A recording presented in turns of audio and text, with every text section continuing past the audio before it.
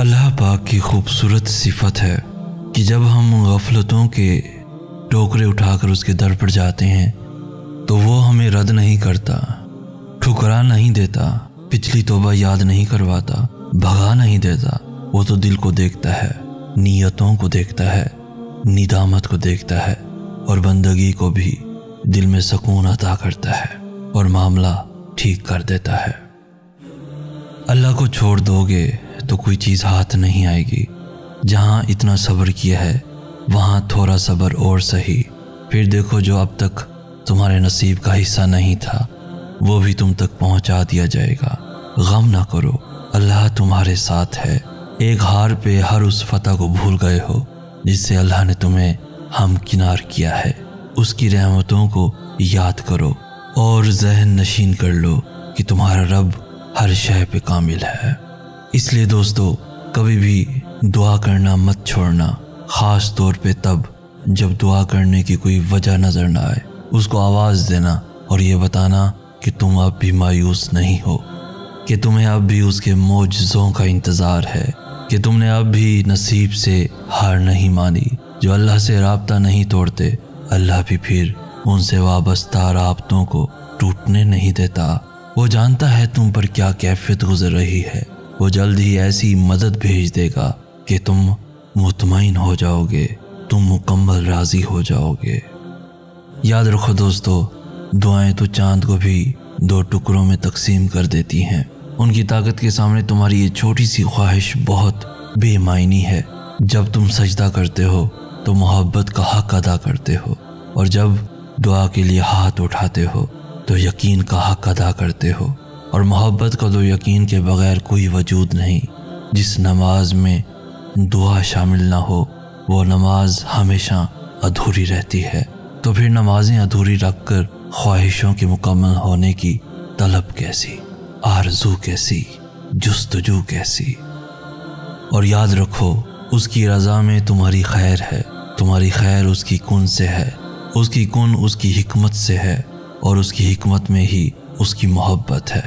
اور محبت کبھی ظلم نہیں کرتی، محبت کبھی ظالم نہیں ہوتی، محبت تو سراپائے رحم ہے۔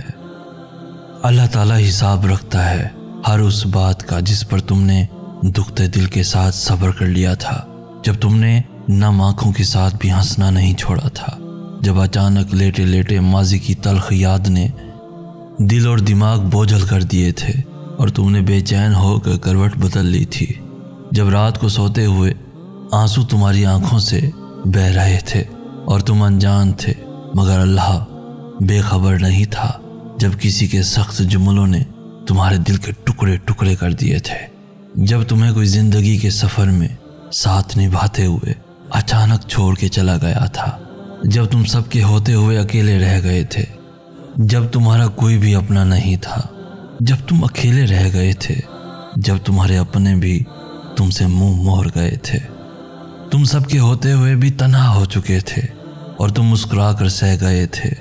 وہ تمہاری ہر اس تکلیف کا حساب رکھتا ہے۔ تمہیں یہ وقت بھلے ہی مشکل لگ رہا ہو مگر تمہاری سب مشکلات کا حل بس اللہ کے ایک کن میں رکھا ہے۔ انسان بہت کمزور ہے، بہت ناشکرا ہے، لا حاصل چیزوں کے پیچھے روتا ہے لیکن ان چیزوں کی قدر نہیں کرتا جو اس کے پاس ہوتی ہے۔ زیادہ دکھ میں بھی رونے لگتا ہے اور خوشی میں آنسو پلکوں کی دہلیز پر ٹھہر جاتے ہیں۔ کبھی کبھی زندگی سنبھلنے کا موقع ہی نہیں دیتی اور وہاں لا کھڑا کرتی ہے جہاں ہزاروں سوچیں آپس میں گڑبڑ ہوتی نظر آتی ہیں۔ سمجھ نہیں آتا کہ کیا صحیح ہے اور کیا غلط۔ اسی سوچ بچار میں انسان لمحوں میں صدیوں کا سفر طے کر لیتا ہے، نہ کچھ کھونے کے لیے بچتا ہے اور نہ کچھ پانے کی جستجو۔ وہ کبھی تمہیں تکلیف میں مبتلا نہیں کرتا اور نہ ہی وہ تمہیں تکلیف میں دیکھ سکتا ہے، اس لیے جب تمہیں کوئی چیز ستانے لگتی ہے تو وہ اس کو تم سے دور کر دیتا ہے۔ جب تم خوشی کے ذریعے اس تک پہنچ نہیں پاتے تب وہ ایسے حالات پیدا کر دیتا ہے کہ تم اس کی طرف دوڑے چلے جاتے ہو۔ تمہیں بھلے اس سے محبت نہ ہو مگر اس کو تم سے اتنی محبت ہے کہ وہ تمہیں خود سے دور جاتا ہوا نہیں دیکھ سکتا۔ مجھے اب لگتا ہے کہ اللہ نے مجھے بہت پیار سے بنایا تھا وہ مجھے کسی ایسے شخص کو سونپنے پر تیار نہیں تھا جو میری ناقدری کرتا، مجھے ضائع کرتا، اور وہ میرے ساتھ یہی سب کچھ کرتا۔ وہ میری قدر کبھی نہ کرتا۔ ان 10-12 سالوں میں اللہ نے مجھے ہر حقیقت بتا دی، ہر شخص کا اندر اور باہر دکھا دیا، اور پھر اس نے مجھے دنیا کی حقیقت بتا دی۔ یا اللہ، تیرے سوا اور کون تھا جو مجھے یہاں تک لے آتا؟ صرف تم نے ہی مجھ سے محبت کی ہے۔ جب اللہ سے تمہارا رشتہ مضبوط اور گہرا ہو جاتا ہے تو وہ تمہیں بھٹکنے نہیں دیتا۔ گناہ کے در پہ کھڑے ہونے کے باوجود وہ تمہیں واپس کھینچ لائے گا۔ وہ تمہاری الفت کا جواب ضرور دے گا، نمازوں میں سکون کی صورت میں، گناہوں سے اجتناب کی صورت میں۔ وہ تمہاری پکار سن کر قبول کرے گا، کیونکہ وہ رب بہت مہربان ہے۔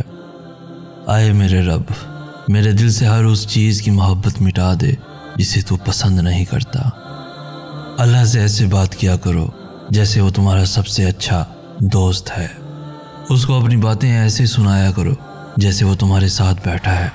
پریشان ہو تو اس کو ایسے بتایا کرو جیسے ایک چھوٹا بچہ پریشانی میں سب سے پہلے اپنی ماں کے پاس جاتا ہے۔ جب تم خوش ہوتے ہو تو چپکے سے اسے اپنی خوشی میں شامل کر لیا کرو۔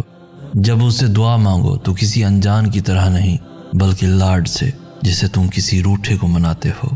ایسا نہیں ہے کہ وہ لا علم ہے، وہ بس تم سے سننا چاہتا ہے، تمہاری طرف دیکھنا چاہتا ہے، تمہاری زبان سے، تمہارے دل سے۔ صبر اور بندے کی طرف کبھی ضائع نہیں جاتی، اور اس بات پر بھی یقین رکھو کہ اللہ کا وعدہ سچا ہے۔ بے شک وہ صبر کرنے والوں کے ساتھ ہے۔ دعائیں جتنی صبر لیتی ہیں وہ اتنی ہی زیادہ رنگ لاتی ہیں۔ تو اپنے اٹھے ہوئے ہاتھوں کو کبھی مایوسی کی وجہ سے جھکنے نہ دینا، کیونکہ اللہ کبھی کبھی صبر کی آخری حد آزماتا ہے، اور اس کے بعد صرف ایک ہی مرحلہ آتا ہے، اور وہ ہے اس کا کن۔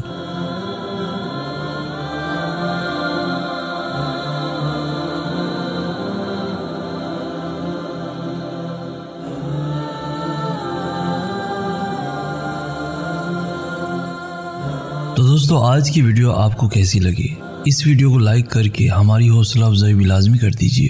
اس ویڈیو کو اپنے دوستوں کے ساتھ، ایون فیملیز کے ساتھ بھی لازمی شیئر کیجئے، اور روزانہ ایسی خوبصورت ویڈیوز کے حصول کے لیے ہمارا چینل بھی ضرور سبسکرائب کیجئے۔ ہمیں کہتے ہیں سید احسن آس۔ ہم ملیں گے نیکسٹ ویڈیو میں، تب تک کے لیے اللہ ہو آپ کا حامی و ناصر۔